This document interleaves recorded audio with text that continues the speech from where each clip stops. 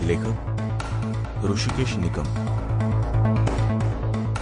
राहुलने सलग 7-8 वेळा शिवानीला फोन केला, पण तिचा नंबर स्विच ऑफच लागत होता.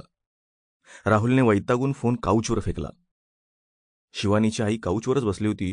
ती राहुलकडे वेगळ्याच नजरेने बघायला लागली. राहुलचं विचित्र वागणं तिला नवीन नसलं तरी अगदी सवयीचंही झालं नव्हतं. राहुललाही ते जाणवलं. सॉरी, कालपासून 100 कॉल करूनही लागत नाहीयेत, त्यामुळे चिडचिड झाली. काल घरून जाताना काही बोलली होती का ती तुम्हाला? शिवानीच्या आईनं विचारलं. राहुलच्या शेजारच्या मांडे काकूही एका बाजूला उभ्या राहून फोन करत होत्या. नाही हो, काहीच नाही.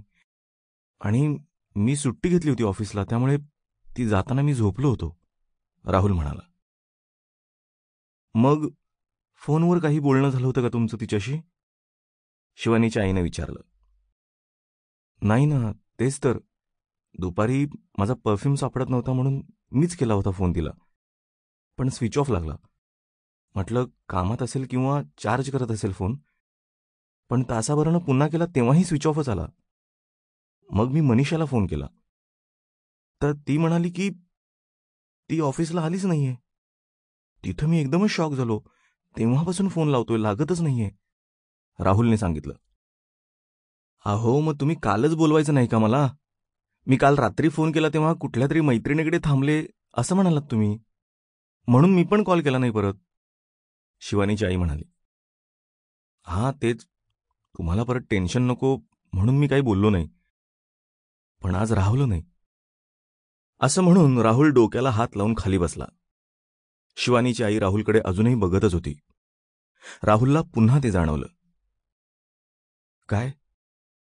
राहुल शिवानीच्या आईकडे आश्चर्यानं बघत म्हणाला. काही नाही, शिवानीची आई म्हणाली. तुम्ही पोलीस स्टेशनला जाऊन तक्रार देऊन या, मांडे काकू म्हणाल्या. Police station? राहुल घाबरून म्हणाला.